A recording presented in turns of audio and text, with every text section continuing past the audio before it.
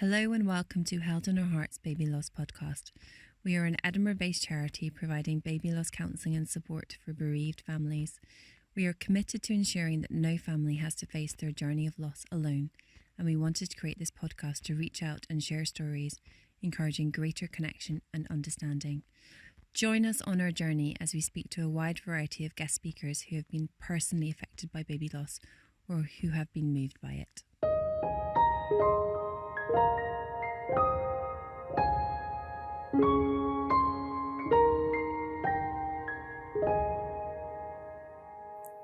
Hi, my name is Nicola. Today I had the pleasure of talking with our peer supporters Heather, Katy and Lindsay. During the month of August, we launched our Walk With You campaign, which focused on the work of our peer supporters.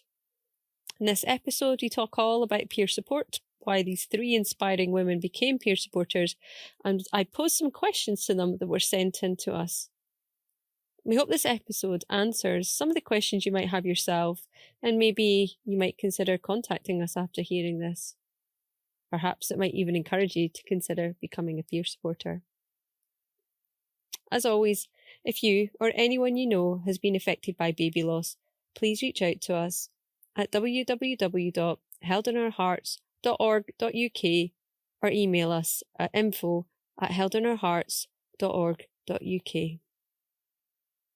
Now let me introduce you to some incredibly inspiring women.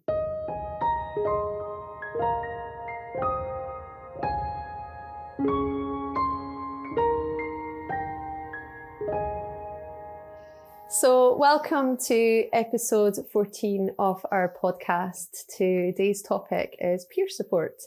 And we're going to be joined by some of our amazing peer supporters who are going to tell us a little bit more about our work of the role that they do.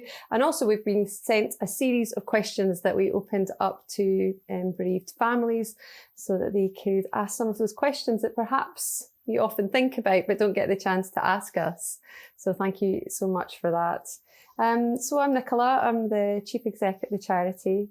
And I guess if I look back when we're talking about peer support, it was something that I would have really welcomed in my life when my own son died. So I didn't get support in the community the same. It took quite a while before I got some sort of professional support.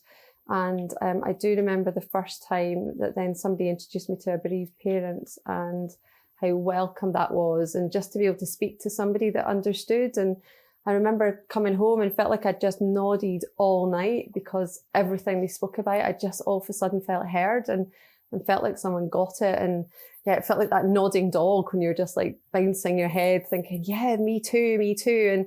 And really, I wish I'd had that earlier on in my journey, so I perhaps didn't feel quite so alone. So we used to call our peer support befriending, and that has existed for the whole length of the charity. We've been providing befriending really for over 40 years in the Lothians. And we recently just changed it to peer support to more reflect some of the other health professionals and the terminology that is used. And also to come away from befriending, I think, seemed a bit like you were a friend and perhaps that it was a lighter role that you played, where with peer support, it kind of sits more alongside. We work with health professionals and it just felt like it was a better fit. And actually not everybody knew what befriending meant. I'd actually worked with another charity before where they used befriending, but I appreciate it wasn't a terminology that everybody associated with. So we changed it to peer support, and I think that suits the charity.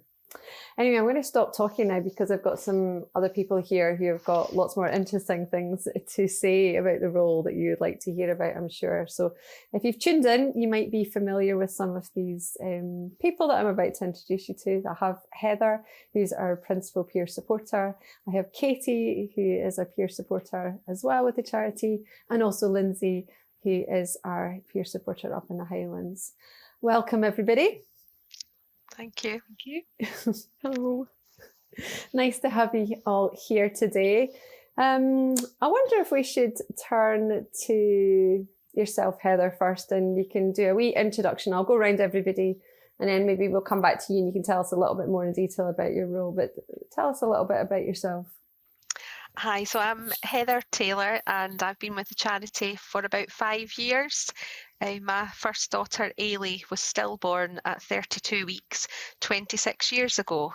And I got a lot of support from the charity back then. So I, I wanted to give back. So that's why I'm here. Thanks, Heather. Did you then have a befriender, as it was called at the time? Did you have? No, there was only group support back then. But like you said, Nicola, I would have loved someone just to sit down with who had gone through a similar thing, and to be able to chat about what I was going through at the time and reassure me that what I was going through was normal.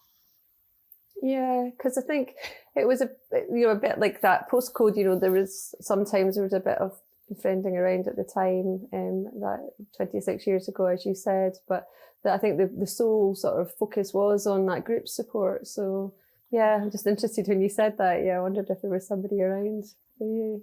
No. And what about yourself, Katy? Hi, I'm Katy, and I've been working as a peer supporter for Held in Our Hearts for just over a year now. I've been involved with the charity since my son Alex died in February 2018, and I had Nicola as my peer supporter to start with then. And yeah, I think I spoke to Nick, a few days after we'd got back from hospital after Alex died, and just to speak to someone who knew how I felt was just like a light coming on. I felt like I was the only person in the world that had ever lost a baby. I had no idea what to do or who to talk to. And so, yeah, for me, talking to someone who'd been there and who had survived it and was, years along that journey was just such a massive comfort. And yeah, it just made me feel a lot less alone. Oh, how special that we're on this morning. And yeah, we both know the model of that in a way then, don't we? And I remember our meetings well. They were always so sad because there was a real similarity in our losses, wasn't there? Yeah, it was very similar. But I think that again really validated, and actually our journey after as well was quite similar. And I think it helped just to have that person that kind of goes, maybe that little bit of hope for the future as well at the time, isn't it? Definitely. Thanks, Katy. And what about yourself, Lindsay? Well, I'm Lindsay Donaldson, and I'm as Nicola said, I'm the peer supporter for the Highlands. I did my peer support training at the end of last year, and I've been supporting families up here since then. Held in Our Hearts, they've been in my life for about the last 9 years. They've just been a lifeline over the years. They supported me through the loss, me and my husband, through the loss of my son Hunter at 18 weeks into pregnancy. And then they also supported me through the subsequent loss of my daughter Esme at 22 weeks. And then actually supported me through the pregnancy and also making the difficult decision to terminate my pregnancy with my daughter Freya, who was diagnosed with anencephaly. So yeah, Held in Hearts have just been a massive lifeline, and it's just nice that they've kind of followed me up into the Highlands as I moved from Edinburgh up to Inverness. So it's been really nice. I know, it was very good timing that you happened to move, wasn't it, Lindsay? Yes. I was a very happy person when I heard that, as much as I don't get to see you face to face. But and thank you so much for sharing about your children. Thank you. It always strikes me as hard to hear when you tell me about your multiple losses. But I know that the legacy of them will encourage and help, engage with many families up in the Highlands and those different experiences as well. And we've spoken about. We're delighted to have you. Oh, you're welcome. I mean, yeah, I'm in awe of you all for being able to use your own experience to help another. I think that's at the heart of peer support, isn't it? Is that you have chosen to use your lived experience to help another who is, earlier on, and in those raw early days and months and weeks that you've all walked before. And yeah, it's just lovely to have you all here. So Heather, you're our principal peer supporter, and you hold that grand title, and you do much work and manage a lot. I was wondering if you could maybe tell us a little bit about what your role looks like. Kind of, I know your average day-to-day varies very much, but just about that processing and how you support families. Okay, so any new referrals that come into the charity, whether that's someone who's self-referred or being referred by their midwife, a health visitor, consultant, whatever, they will come to me and I will get in touch with the family and offer to give them a call.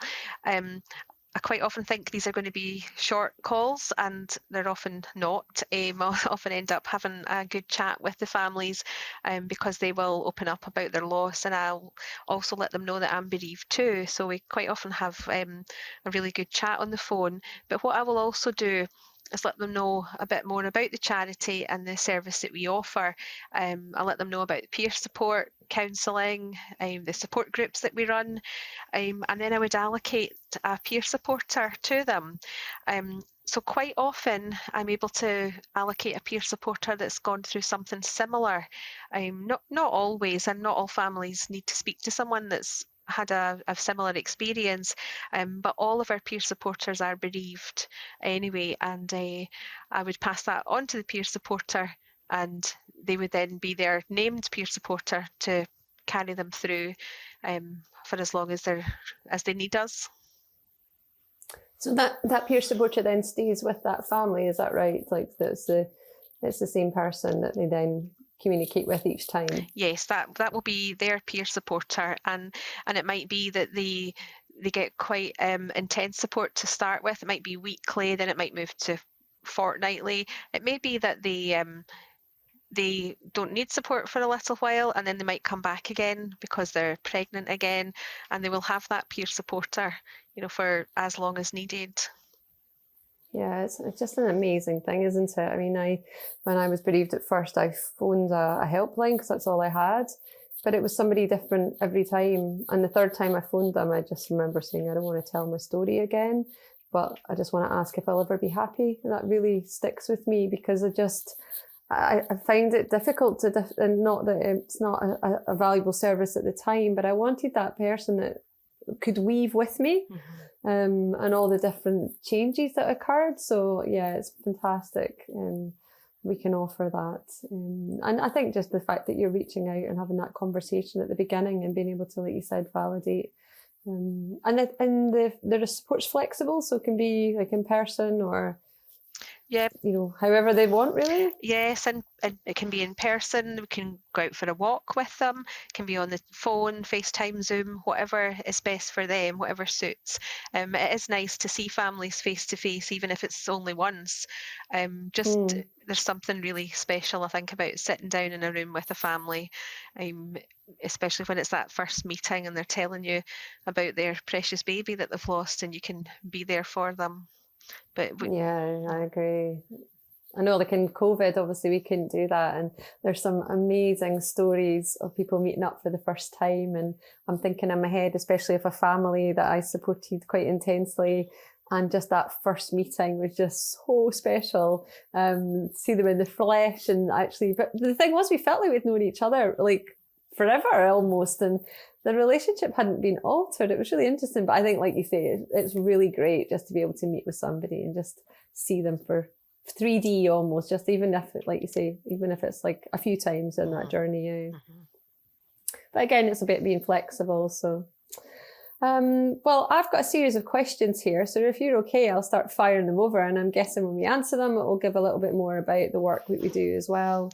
So the first one's a really lovely one. It says, I think, a lot about the person's compassion, but does it bring back your own loss when someone asks you about your baby? I was wondering, Lindsay, do you want to kickstart that one off? Yeah, I mean, I think it does. I mean, we're all bereaved here, and we've all suffered a loss or losses, but it doesn't bring it back in a bad way. It's just so lovely sometimes to be asked, what your story is. And, it's such an important part of my life. That's not to say that if someone didn't ask me, I wouldn't be offended, because ultimately the peer support is all about the individual that you're supporting.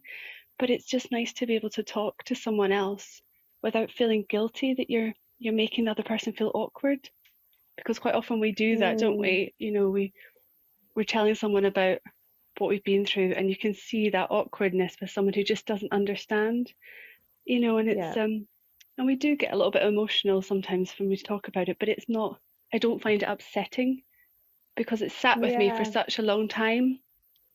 I don't know if you guys feel the same. It's part of your life anyway, isn't it, in a way? So it's like there is an old phrase about that, like bringing them up doesn't remind you they died. Yeah.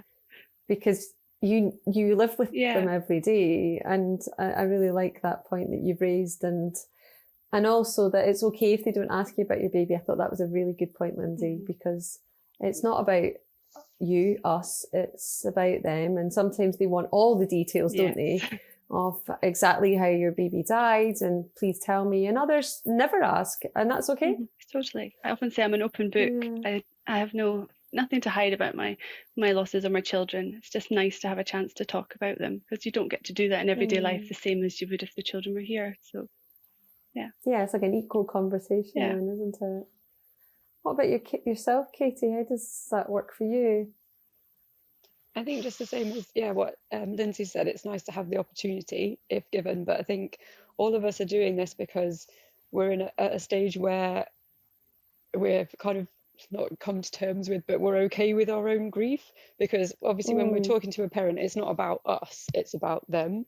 So if sharing with them is what they want to talk about, then we're all totally open for doing that. But also if they don't want to know, and some people do get upset if they hear about your loss as well, because it's a lot to take on when you're trying to cope with your own loss at the start. To hear about someone else's story, just it's more sadness compounding onto that. It's a lot to take when you're just you're very much in your own grief, whereas for us, we're all a bit further along the line. We can cope with that. Because you raised a really good point, because I know that sometimes in the past, like certainly years ago, when you would go to group support and people would sometimes pair off and talk, but then what I'd hear sometimes is someone saying, I did meet up with somebody, but I found it too much for me, because they were coming to me and speaking about their grief a lot, and it was just a bit overwhelming. So I know another really good point, isn't it, is that you've all been trained and are in a position to hold your own grief and be there for somebody else, which is incredible in itself. But I think it's probably important for anybody hearing this who's maybe wondering how it works. It really is about you being able to support them, isn't it? Yeah, definitely. And obviously we all have each other as a team to lean on as well, to talk to each other, and we all support each other. We're not just individuals on our own talking to families. We very much are a team.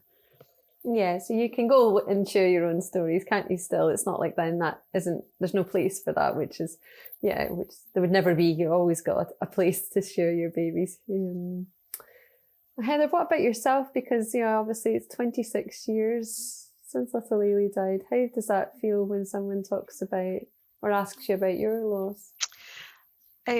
Like the other peer supporters, I'm happy to talk about my own loss with any family that wants to know.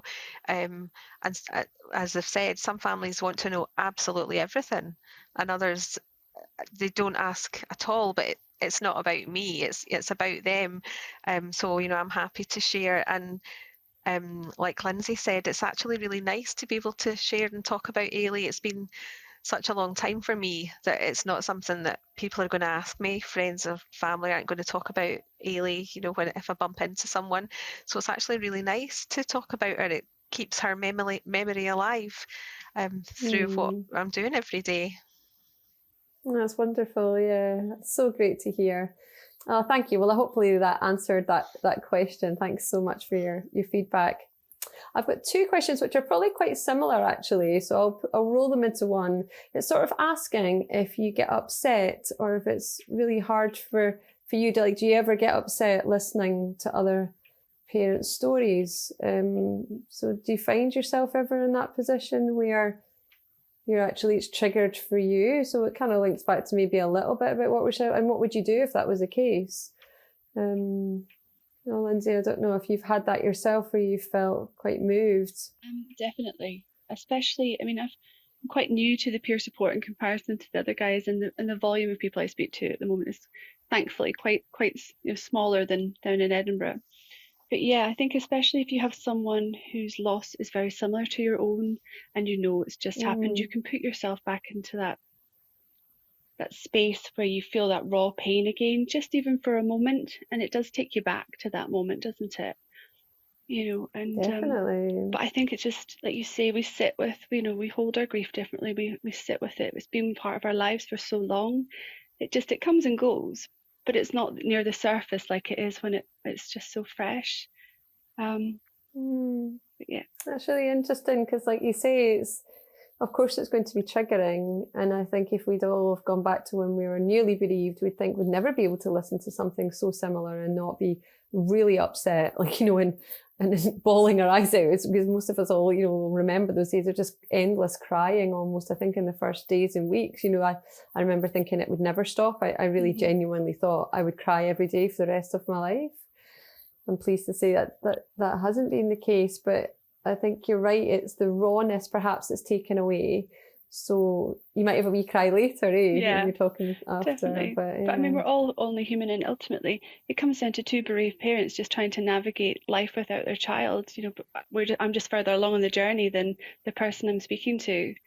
And I always think it's like, there's always a quote, and it's like, staying vulnerable is the risk we have to take if we want to experience connection. So I think we have to be a bit vulnerable to be able to make that connection with someone and develop that rapport quite quickly.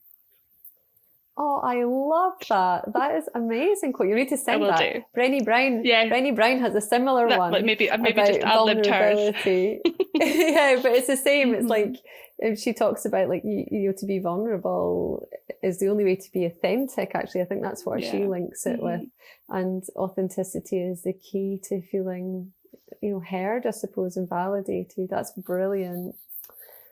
What about yourself, Katy?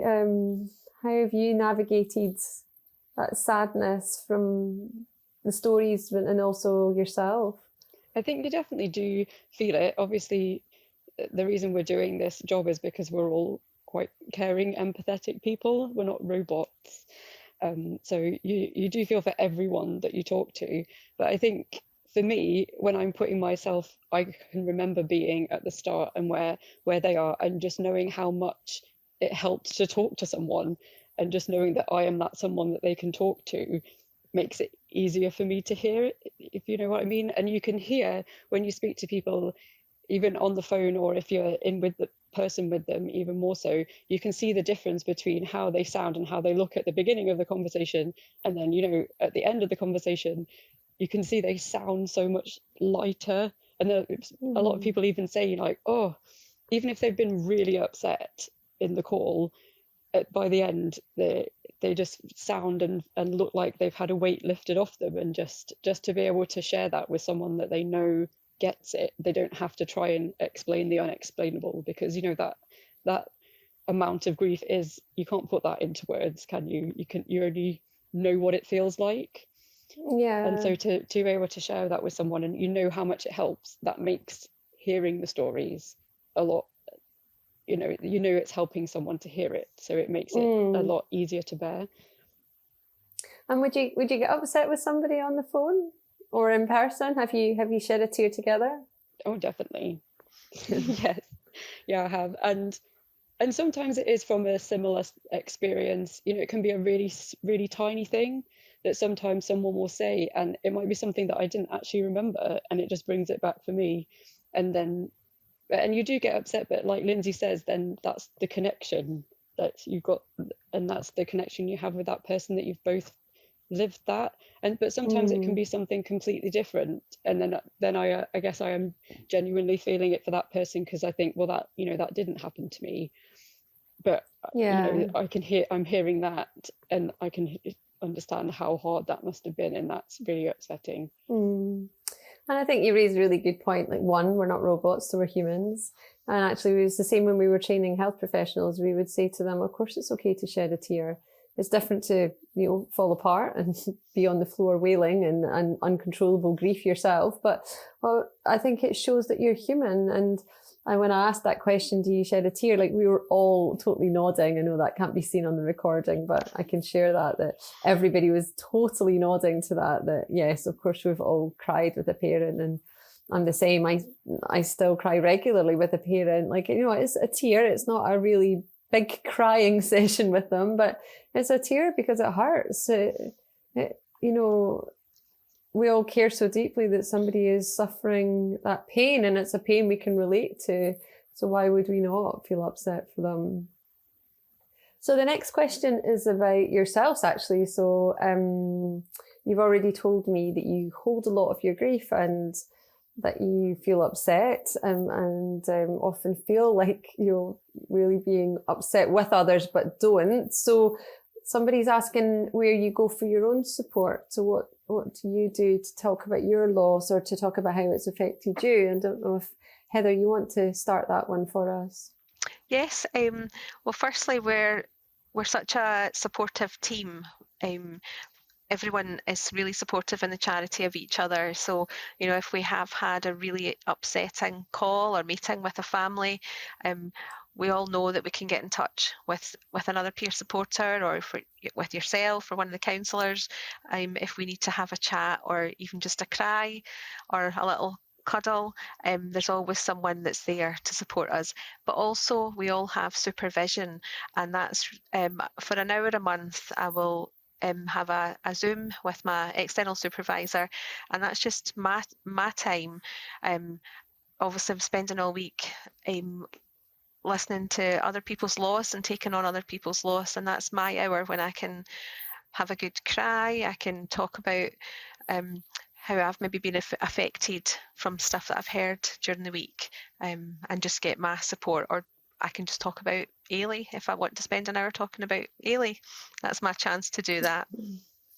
That's nice, and I think it's probably important that people hear that we're very good at our supervision, so not only internally but externally, so you have a safe space and lots of opportunities to explore. But it's nice that we've got that between ourselves, isn't it? And I think that's what makes it such a strong team, is that we've got the time to do that, call somebody up. I'm pleased that you use that, certainly. And nice to think that you maybe sometimes just talk about Ailey for a whole hour. I love that. I love the thought of you going, just be indulgent and talk all about my daughter for this time. And it's great. It's so important. What about yourself, Katy? Yeah, just the same as Heather said. I always know there have been times when I've had a difficult conversation with someone. It's been really hard to hear what they're feeling at the moment and what they've been through. And I have called up one of the team. We've got a WhatsApp. You can just put it out there and say, has anyone got 10 minutes at the moment just for me to give you a call and just say, this has been hard. And sometimes, you don't need very much, because that the other it's the same relationship. I know that they understand what I'm feeling because they've all been in the same position. It's just lovely to so true. It's just lovely to work. I mean, for anyone to work in somewhere that's so supportive, but obviously doing what we do is so hard emotionally, to know that you've got that. You're not on your own. We're all in it together. We can all support each other is really important. And like Heather was saying, I also have the supervision once a month where I can talk through anything that's affected me, that's upset me, and that's just in my life that's completely unrelated to work as well. There's other things. It's just that's for all of us, just as people, as well as what's affecting us in our job. It's like a human being, isn't it? It's just feeling well supported in your work, but of course you give so much of yourselves that it's really for the charity, it's very important that that's really robust, so nobody's carrying that on their own. Because our fear, of course, is that somebody feels overwhelmed or has some sort of burnout. So we're really keen that you continue to talk, and they talk about visceral trauma as well, so making sure that you're not triggered. And I think he just raised a really great point about it coming full circle in so many ways, because you're supporting another, and then you have somebody else who supports you, who's also supporting another. It's like the kind of circle of like support goes round and round, but in a really nice way, isn't it? Because you all understand. So that's good. That's really good to hear. The next question is really interesting, actually, because it's about that journey that families go on. And somebody's asked about, like, how does that ever come to an end? Because they're saying it must be really hard. And I think we all understand that. But I wonder if maybe I could come to you, Heather, because you've probably supported the most families here. So there was beginnings and endings. And how does that work? Because, you know, you must get really close to people as well. Or when do you ever go, well, that's me better now? Because it's not really like that, is it? What's your thoughts on that? Yeah, it can be really difficult because you do get close to families, you definitely do. And we do have boundaries, but we can push them a little bit as well. And we do often you become friendlier with some people just naturally as well. But it can be quite difficult. Sometimes it happens really naturally, and it might be that you're speaking to someone every week, and then they might say, oh, I think I could do 2 weeks now, and then they might say, oh, how about trying a month, and then sometimes it just naturally comes to an end. And it's sad when you're used to speaking to someone every week, but also it's nice because it means that they've reached a stage where they feel that they don't need you just quite as much, but they always know that they've got your phone number and they can get back in touch with you. And I always leave it that way with families, that if you're having a really bad week, or there's something that happens, maybe they're pregnant again, maybe it's a special anniversary and they just want a little bit of support again, they know they can come back. But I often joke about it like it's breaking up with someone, and sometimes it can feel a bit like you're breaking up, but I think we're such a lovely family held in our hearts, that people that we support, they don't disappear into the blue, never to be seen again. Often they'll then do fundraising, or they might take part in kilt walks or marathons and things like that. So they're always there somewhere in the background. Oh, I love that. And I love how actually you said that sometimes it comes from the families themselves. Because it is about flexibility, isn't it? So that's why we don't have any processes. We don't have like, oh, we'll speak to you for the first 4 weeks every week and then we'll move to, because we're all different and our grief's different, and it should be led by their needs. So I love that sometimes they might say, oh, I think I'm a wee bit okay now to go a bit longer, and how selfless you all are to recognise that then even if you might miss them, which I know you do, it's okay, because it's like good for them, isn't it? And we are very lucky that they pop up at events and Christmas service and do some fundraising, so never fully go away. Katie, would you say you feel similar to that, like kind of ending? Definitely, but every family is different. And so some families, you might only ever speak to them once, or, a couple of times, or you might speak to them once and then not again for months. And then you'll get a text from them saying, something's happened, or I just don't feel good. And you'll speak to them again once, and then it might be, that it looks different for everyone. Some people are regular, but then there are other people who only need that one chat. And perhaps they need that one chat, and then they know that you're there if you need them, but that's enough. It's just knowing that someone is there if they did need to talk. Sometimes people don't actually need to do the talking. It's just knowing that you're there if they need to. And then that's a really good point, isn't it? And there's different endings as well. Some people will transfer into doing counselling after speaking for a while. And so once people have transferred to counselling, sometimes I still keep talking to them as well, and sometimes I don't. And so, that they're talking to someone else, and I'll still send texts just to, to make sure that they're still okay and they're doing the counselling. And some people have done a block of counselling and then actually come back. There's no route, is there? It's different for everyone. But like Heather says, it is really lovely that I think people feel that from us, and they know that, so they know that they don't have to be involved every week, but they can come back when they need it, which is what we want to give, isn't it? We're here forever. It doesn't matter how long it's been. And it doesn't matter if you didn't get to speak to us at the start and it's been a long time, that this is a place for everyone. Oh, how lovely is that? I'm just thinking if it was me listening to this and maybe I was bereaved longer ago or more recently and we just wasn't sure about peer support and maybe I was a little bit anxious. I just think what you said there would make me think, oh, they're for everybody and it's flexible and, I get to decide and that they're always there. I can go in and out and nobody is judging that. I just think that just sounds just a really safe place, isn't it, for somebody to come and maybe that will help somebody reach in. And Lindsay, I'm going to turn it in reverse and ask you how that felt for you, because you mentioned at the beginning when you introduced yourself that you'd been supported by the charity for a little while. Do you remember a point where you thought, oh, does that mean I'm coming away from it?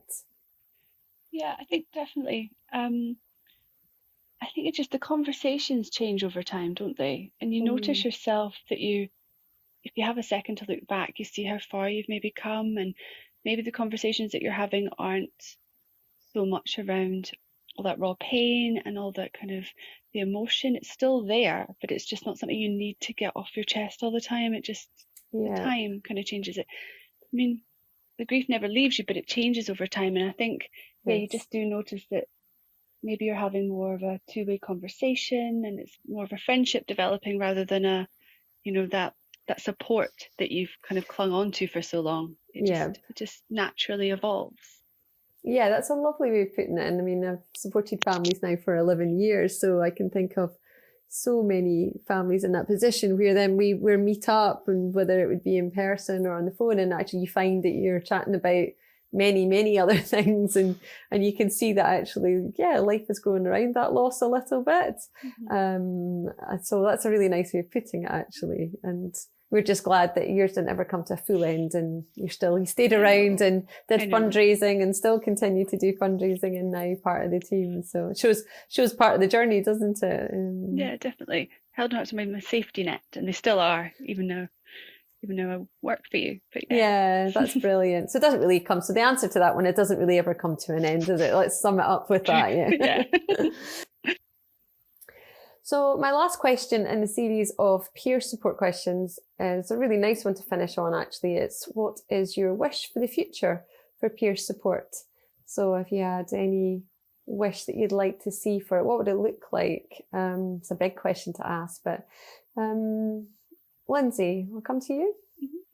Well, I had to think about this, and I was like, I think from a Highlands point of view, I think it would be lovely to eventually, some of the families that I'm speaking to now, maybe one day further down the line, feel that they would want to maybe train as a peer supporter and go through that training, so they could help me help more families up here, because we don't want anyone to be alone at like one of the worst times in their lives. And it's nice to have people with a range of experience. I think Katy mentioned that earlier. It's good because although you can relate to the loss, it's nice to be able to kind of be able to speak to someone whose story does echo with you, for sure. Oh, that's a lovely answer, that maybe in the future some of those bereaved parents will then go on to support others. Yeah, that's a really nice wish. What about yourself, Katy? Yeah, similarly to Lindsay, it's just you hope that everyone who wants to talk to someone who's been in a similar position is able to.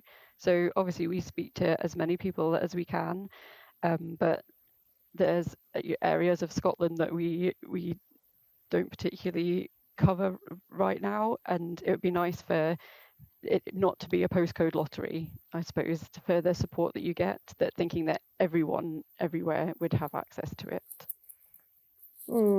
That's a great wish for the future, isn't it? I think it's all I'd ever hope for too, Katy. Yeah, so that's fantastic.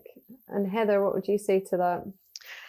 Just the same as everyone else, to be honest. It's just my wish that no one would go home from hospital without knowing where the support is or having the support in place already, and that everyone had the chance to speak to a peer supporter and someone that they felt fitted with them. So whether that's someone from a different religious or cultural background, or whether that's couple that are a same-sex couple, whatever their circumstances, that they felt there was someone that they could speak to, that could understand what they were going through. Oh, that's amazing. Yeah, because I think being able to really relate is I'm really pulling out is something that gives a real strength to the foundations of your grief almost. And maybe actually, Heather, what you're saying there is a really nice reminder that if there's anybody listening to this who is bereaved and feels that maybe they do have the qualities to be a peer supporter, then sometimes they start out as a bit of a volunteer, or sometimes even starting out doing things like bagpacking or helping out at events can be a really nice way just to start to get to know the charity and to have conversations and realise that maybe I could be a peer supporter, maybe that's something I could do. So if anyone's listening and thinks maybe that would be something for me, it's always a nice opportunity to use your grief for better and for good. And my last question, which we ask all our guests, is if you can share something with me that you're grateful for today. So can I come back round to you again, Lindsay? Yeah. So it's a bit of a cliche, but I am grateful for my children, for all of them. I only have one at home with me, but I'm grateful for them all. They made me a mum, and they changed and shaped the person I am today. And each of them brought a new happiness and a hope to my life. And in many ways, if I knew that there was no way I could ever have them all at home with me, I still wouldn't change a thing, because they all mean so much. Oh, God, I feel like I've done so well to hold my tears together. Sorry. I'm talking about sharing tears, and then right at the end, it's like, oh, what an amazing answer. Oh, that's just, really, really hit that spot. That's a beautiful answer. Thank you, Lindsay. What about yourself, Katy? Something you're grateful for today? I'd like to say today that I'm grateful for health professionals who are there to support families, because just this morning Heather and I have delivered some training for the NHS health professionals of how to support families who lose a baby or a child. And I think for myself, I know the people that I met who were there for me at the very worst time of my life, I will never forget them. And they were just incredible to know that such people exist. I think that they're all amazing, and the people who come on our training because they want to learn how to support bereaved families to the very best of their ability. I'm really grateful to them that they want to learn and that they are there for people, because it's so important.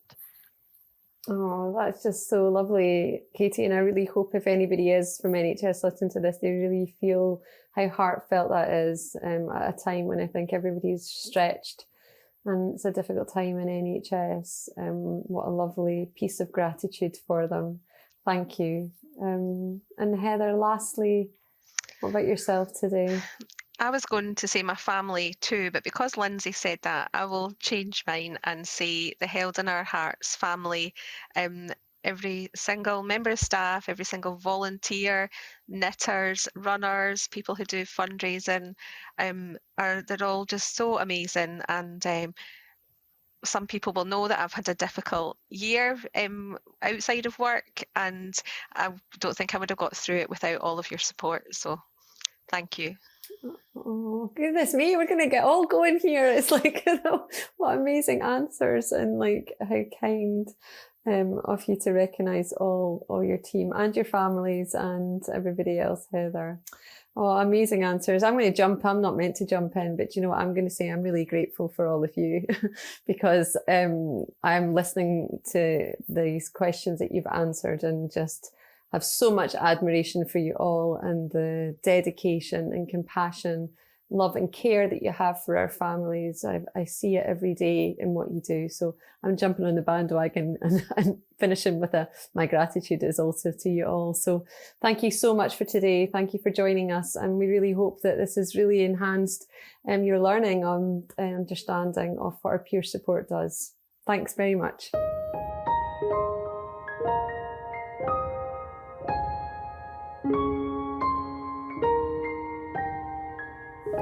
Thanks again to Heather, Katy and Lindsay for talking to me today and sharing their stories of loss and their journey of hope for themselves and the families they support.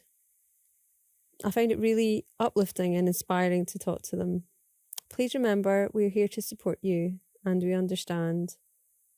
Please visit www.heldinourhearts.org.uk or email info@heldinourhearts.org.uk.